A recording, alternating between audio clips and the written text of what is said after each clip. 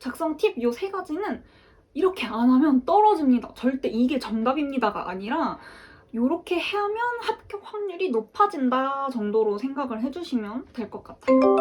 안녕하세요, 마리입니다. 오늘은 다음 주가 2024년 1분기 일본 워킹 홀리데이 서류 접수 시작이라고 해서 그 서류 접수할 때 제일 중요한 이유서와 계획서 작성에 대해서 이야기를 해보려고 오늘은 이렇게 카메라를 켰습니다. 일단 바로 시작하겠습니다. 자, 일본 워킹 홀리데이를 가기로 결정했다 하면은 제일 먼저 해야 하는 일이 이유서랑 계획서를 작성하는 일인데요. 요거는 사람마다 다 작성하는 내용이나 스타일 이런 게 엄청 다 다르고 분량도 정해진 게 없어서 약간 사람마다 엄청 다르게 하시는 것 같더라고요. 어떤 분들은 뭐 사진을 첨부하시는 분들도 있고 뭐 A4 용지 분량으로 한 3장 가까이 작성했다는 분들도 있고 일단 저도 요 이유서랑 계획서 작성하는 게 제일 시간이 오래 걸렸던 것 같고 요거 쓰기 전에 저도 유튜브랑 블로그 검색을 진짜 많이 해서 약간 사람들이 써놓은 거 많이 참고를 했었거든요. 특히 그 바나나 워홀 거기에서 올려주신 작성 팁이 엄청 자세하고 약간 되게 간결하게 나와 있어가지고 바나나 워홀 그 블로그를 한번 확인을 해보시는 걸 강추합니다. 일본 워홀 오시면은 그 약간 바나나 워홀 없이 워홀 준비하거나 생활하기가 좀 힘들 수도 있어요. 광고 이런 거 아니고 진짜 그냥 저뿐만이 아니라 다른 워홀러 분들도 다 바나나 워홀로 그 정보 처음에 찾아볼 때 다 그걸로 찾아보신다고 하니까 그 사이트를 제가 밑에 더보기란에 링크를 해드릴 테니까 거기도 확인을 해보시길 추천드립니다. 저 요거 워킹홀리데이 서류 접수하던 당시에 만 25세 이상이었고요. 그 JLPT, 뭐 JPT 어학, 일본어 관련 어학 자격증도 아무것도 없었고요. 뭐 그렇다고 나의 일본어 실력을 증명할 수 있는 뭐 대외 활동이나 뭐 그런 뭐 어떤 관련된 활동에 대한 내용도 전혀 없었고요. 요 이유서 계획서 저는 작성해서 한 방에 합격을 했습니다. 그러니까 약간 제가 작성한 그 이유서와 계획서의 그 큰 틀을 이런 식으로 작성을 했구나를 참고를 하시면은 분명 합격에 도움이 될 거라고 장담합니다. 저는 일단 기본적으로 이유서랑 계획서 둘 다 A4 용지 한 장 분량으로 작성을 했고요. 왜 한 장이냐면 너무 많아도 쓸데없는 말로 채워넣은 것 같은 느낌이 들고 어차피 이거 지원하는 사람이 몇십만 명 되는데 그 모든 서류를 다 한 장 한 장 읽어보진 않을 거란 말이에요. 그러니까 뭔가 좀 그렇다고 너무 성의 없어 보이는 분량도 아니고 그렇다고 뭔가 두서없이 주절주절 어쩌고 저쩌고 뭐 쓸데없는 얘기까지 넣어서 괜히 쓸데없이 분량만 늘려놓은 느낌이 아니라 정말 딱 내가 하고 싶은 말만 딱 담아서 낼 수 있는 게 저는 딱 A4 용지 한 장 정도의 분량이라고 생각을 했거든요. 실제로 내가 요거 심사하는 감독관이라고 해도 만약에 분량이 요 이유서와 계획서의 분량이 반장 이하거나 뭐 과도하게 막 3장 이상을 넘어가는 과도하게 많은 분량을 담고 있다면 저는 일단 그 서류를 들춰보지도 않고 탈락을 시킬 것 같거든요. 물론 이건 저의 개인적인 생각입니다. 분량 조절도 굉장히 중요하기 때문에 저는 딱 적당히 성의는 보이면서 그 보는 사람이 지루하게 느껴지는 않을 정도의 분량이 A4 용지 한 장이라고 생각을 했어요. 먼저 이유서에 저는 요 파트를 3개로 나눠서 작성을 했고요. 첫 번째, 왜 워킹 홀리데이로 일본이 아니면 안 되는가? 2번, 그리고 왜 워킹 홀리데이 비자여야 하는가? 그리고 3번, 귀국 후에 한국에서의 계획. 이렇게 3가지 파트로 나눠서 작성을 했고요. 실제로 제가 일본 워홀로 일본을 선택한 이유가 그 코로나 때문에 한동안 워킹 홀리데이를 받지 않던 기간에 그 워킹 홀리데이를 가야겠다라는 결심이 서가지고 그걸 찾아봤었는데 일본은 사실 가장 1순위가 일본이었는데 일본은 코로나 때문에 비자도 받지 않고 있고 언제 재개될지도 모르는 상황이었어서 사실은 처음에 영국 워킹 홀리데이를 가려고 생각을 했었어요. 근데 이제 그 영국 워킹홀리데이는 완전 랜덤 추첨이기 때문에 그냥 메일 보내면은 답장이 오거든요. 뭐 합격입니다, 불합격입니다. 근데 그게 완전 랜덤이라서 사실 합격하기가 진짜 어렵고 운이고 그래가지고 한번 그 2분기 하반기였나 상반기였나 그 일본 워킹홀리데이가 재개하기 전에 그 영국 워킹홀리데이가 재개가 됐다고 해서 거기 신청을 했었어요. 메일 신청을 했었는데 거기에 떨어지고 아 역시 완전 추천자라서 합격하기가 쉽지 않구나라고 생각을 하던 찰나에 이제 하반기에 영국도 2차 워킹홀리데이 접수를 받기 시작을 하면서 일본도 워킹홀리데이를 재개하겠다라는 공지가 뜬 거예요. 딱 그 4분기부터.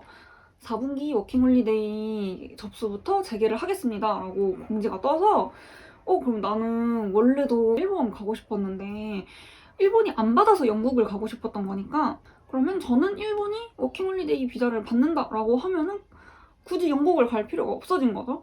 그래서 이제 일본으로 접수를 했고 근데 요거를 이제 이유서에 이렇게 주절주절 장황하게 설명을 할 수 없으니 그 영국을 생각하고 있던 차에 일본의 워홀 비자가 재개가 돼서 거리적으로 1시간 거리면 오고 가는 가까운 거리 그리고 비슷한 문화권 같은 아시아 동아시아권이니까 비슷한 문화권 그리고 여행으로 여러 번 와본 적이 있는 친숙한 나라라는 점에서 일본을 선택했다라고 작성을 했고요. 그 어학 자격증을 딴 적은 없지만 그 실제로 제가 어렸을 때부터 일본 방송 보는 걸 좋아해가지고 일본 방송들을 보기 위해서 일본어 공부를 시작을 했거든요. 그래서 나 어렸을 때부터 일본어 공부를 시작을 해왔기 때문에 언어의 장벽도 영어에 비해서 크게 높다고 생각하지 않는다라고 작성을 했고요. 그 두 번째, 워킹홀리데이 비자가 아니면 안 되는 이유. 요거는 실제로 일본에 취업해서 생활을 하는 게 목적이면은 취업 비자를 받는 편이 나이 제한도 없고 워킹홀리데이는 만 25세 이하에만 그 발급을 해준다고 되어 있거든요. 그래서 취업 비자가 나이 제한도 없고 그 체류 기간도 3년에서 5년으로 워킹홀리데이 1년짜리 비자보다 훨씬 길기 때문에 내가 취업이 목적이면은 이 취업 비자를 받는 게 맞지만 나는 일본에 취업을 해서 오래 체류를 하는 게 목적이 아니고 취업 비자보다는 워킹홀리데이 비자가 더 맞다고 생각해서 워킹홀리데이를 신청하게 되었다라고 말을 했어요. 그냥 난 딱 잘라서 내가 여기 오래 살 거면 취업 비자 받지 뭐하러 워킹홀리데이 비자 받겠어요? 그리고 나 이제 요거 서류 접수하던 당시에 제 나이가 만으로 26세였기 때문에 만 25세까지 제한이 있지만 특별한 사유가 있는 경우에는 30세까지 인정을 해주잖아요. 그래서 나는 나이 제한이 있기 때문에 요 비자를 이용을 해서 내 나이가 이제 완전히 이 비자를 이용해 볼 수 없는 나이가 되기 전에 요 비자를 이용을 해서 일본에 체류를 해보고 싶다. 짧게 체류하는 게 목적이다. 라고 그냥 이야기를 했습니다. 마지막으로 귀국 후 한국에서의 계획. 요거는 사실 작성해도 되고 안 해도 되고 약간 그냥 본인 선택인 것 같아요. 딱히 귀국 후 한국에서의 계획까지 작성했다는 분들은 많이 없기도 했고 근데 이제 저는 개인적으로 뭐 하나라도 아쉬운 점이 없었으면 해서 약간 서류상에서 탈락할 건덕지를 주고 싶지 않아서 괜히 이렇게 귀국 후 한국에서 뭐 할 건지 나는 무조건 한국으로 다시 돌아올 거다 약간 불법 체류자가 되지 않을 거다라는 이미지를 심어주기 위해서 요거를 작성을 했고 한국으로 돌아온 뒤의 계획에 대해서는 내가 왜 워홀 비자가 아니면 안 되는지 요 앞에서 서술했던 요 내용에 이어서 나는 이제 한국으로 반드시 돌아올 거라는 어필 그리고 워킹홀리데이를 통한 요 이문화 체험의 강조를 위해서 요 작성을 했습니다. 요 사실 굳이 작성하지 않았다고 하는 분들도 많긴 하거든요. 약간 개인의 선택인 것 같아요. 그리고 다음은 계획서. 진짜 이 계획서 제출했다는 사람을 찾아보면 아무도 계절별 계획 세우지 않은 사람이 없어. 모두 다 계절별로 나 봄에는 어디서 살고 여름에는 어디서 살고 뭐 가을에는 어디 가고 뭐 겨울에는 어디 가고 계절별로 그 특색을 나눠가지고 요거를 작성을 했다라는 얘기들을 많이 하시더라고요. 약간 현실성 제로인 계획서. 절대 이 계획서대로 살지 않는다. 그래서 그냥 보여주기용이라고 생각을 하시고 작성을 하시면 될 것 같고 저도 전체적인 틀은 비슷하게 썼어요.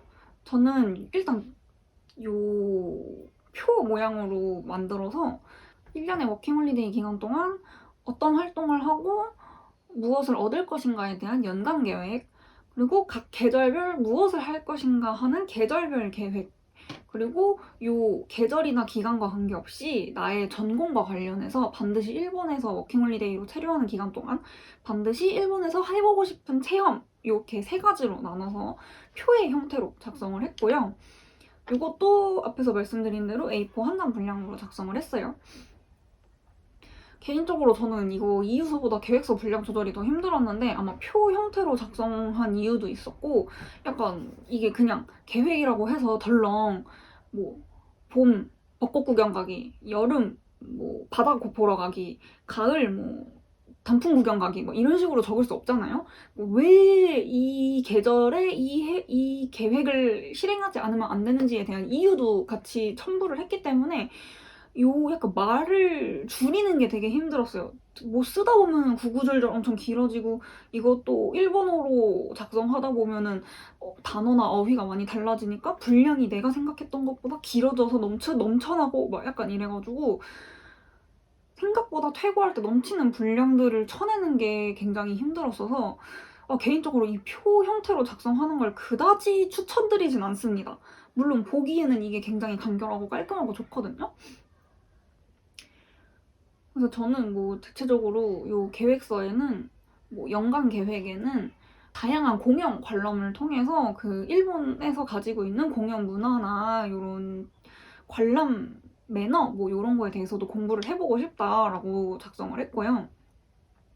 그리고 계절별 계획도 뭐 가고 싶은 장소를 명확하게 찍었어요. 뭐 봄에는 예를 들면은 요 치요다 벚꽃 축제, 도치기현, 아사카가 플라워파크 뭐 여기를 딱 적고 벚꽃 시즌에만 볼 수 있는 일본의 명소 관광하기 뭐 이런 식으로 작성을 했어요. 계절별계 뭐 여름에도 뭐 오키나와를 가본다 뭐 이런 식으로. 그리고 이 계절별 계획과 상관없이 그냥 내가 반드시 하고 싶은 이문화 체험으로 저는 썸머소닉 관람과 아이명의 콘서트를 관람하는 거, 그리고 팀랩 전시를 보러 가는 거 이렇게 작성을 했습니다. 그래서 이 3가지 이유도 이렇게 쫙쫙쫙 같이 적어줬어요. 저는 요 모든 이유서, 계획서, 뭐 그 이력서 모든 서류는 다 제일 먼저 한글로 작성을 했어요. 한글로 일단 작성을 해놓고 나중에 요 한글로 작성한 거를 퇴고를 먼저 한번 한 뒤에 제가 쓸 수 있는 부분은 제가 작성을 하고 부족한 부분은 이제 파파고의 도움을 받아서 작성을 했고요.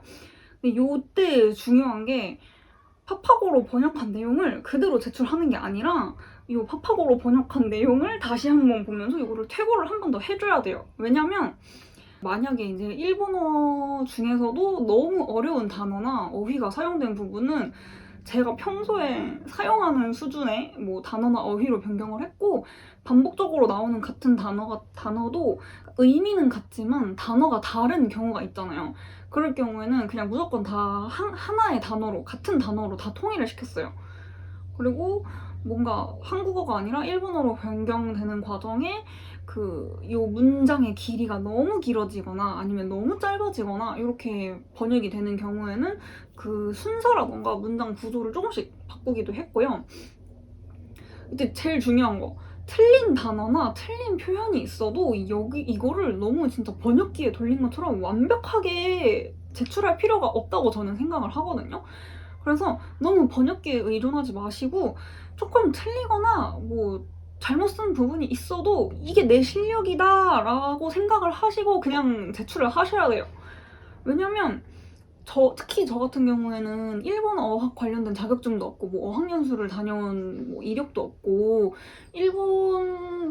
일본어에 대해서 공부를 한 것도 아니고 일본어 전공을 한 사람도 아니기 때문에 아무런 내 일본어 실력을 증명할 수 있는 어떤 자료가 아무것도 없는데 그냥 냅다 제가 막 엄청 막 현지인 수준의 일본어를 구사한다고 생각을 해보세요.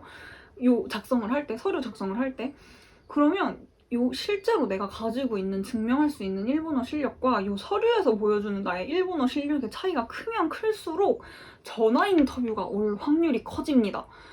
전화 인터뷰는 특히 JLPT 어학 자격증이 없는 경우에 오는 경우가 많다고 들었거든요. 근데 이제 저는 여기서 이 전화 인터뷰는 랜덤으로도 오는 거기 때문에 이게 저한테도 올 수 있다 생각을 해서 근데 만약에 전화 인터뷰가 왔어. 근데 내가 막 그 전화 인터뷰는 전부 일본어로 해야 되잖아요. 그래서 막 덜덜 떨면서 막 내가 작성해서 보낸 이유서와 계획서에 대한 내용을 묻는 건데 서류에서는 거의 현지인 수준으로 막 썰라썰라 막 얘기해놓고 막상 전화 인터뷰 해보니까 막 말도 더듬거리고 제대로 말도 못하고 무슨 유치원생 수준으로 말을 해. 이러면 당연히 탈락을 시키겠죠? 그래서 저는 이 전화 인터뷰가 올 가능성을 생각해서 너무 이 이유서와 계획서를 완벽하게 쓰실 필요가 없다고 생각을 합니다.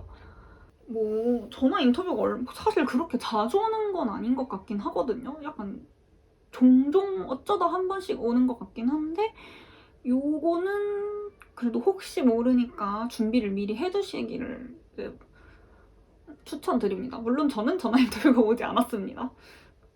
요 이유서와 계획서 작성 팁을 딱 3가지로 요약을 해보자면 첫 번째, 워킹 홀리데이의 취지에 부합하는 홀리데이에 초점을 맞춰서 작성을 한다. 그리고 워킹 홀리데이의 주 목적이 일이 아니라 이문화 체험과 새로운 경험 등 소비에 초점을 맞춰서 작성을 해야 한다는 점. 그리고 두 번째, 워킹 홀리데이가 끝나면 한국으로 돌아온다는 이야기를 한 줄이라도 적어 넣으시는 거를 추천드립니다. 일본에 거주를 뭐 오래 길게 거주를 하겠다 혹은 뭐 취업 비자로 뭐 연결을 해서 나 취업해서 여기 이렇게 쭉 살겠다 이런 언급을 굳이 하지 않는 것을 추천드립니다. 그리고 세 번째, 자신의 수준에 맞는 언어 구사. 저처럼 일본어 자격증은 없는데 서류에 엄청 어려운 막 고급 어휘를 막 남발해. 그러면 전화 인터뷰가 오겠죠? 전화 인터뷰가 와서 전화를 해보면 실제 내가 가진 실력과 요 서류상에서의 어휘 실력이 격차가 엄청나게 크다는 게 들키겠죠? 그러면은 당연히 불합격이 될 확률이 커지겠죠? 그래서 요 작성 팁 요 3가지는 이렇게 안 하면 떨어집니다. 절대 이게 정답입니다가 아니라 이렇게 하면 합격 확률이 높아진다 정도로 생각을 해주시면 될 것 같아요.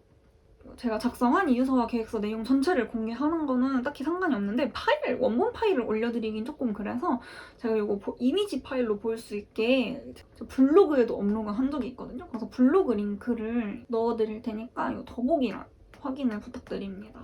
2024년에도 마찬가지로 1분기, 2분기, 3분기, 4분기 총 4번에 걸쳐서 접수를 받는다고 하니까 막 혹시 뭐 이번에 1분기잖아요. 1분기 떨어지더라도 2분기를 바로 준비하시면 되고 남들보다 더 긴 시간을 투자해서 준비를 하셨으니 떨어지더라도 그 다음번에 무조건 합격할 수 있다고 생각합니다. 그렇기 때문에 다들 요 일본 워킹 홀리데이를 희망하시는 분들 모두 파이팅! 그럼 저는 이번 영상은 여기서 마무리하도록 할게요. 안녕!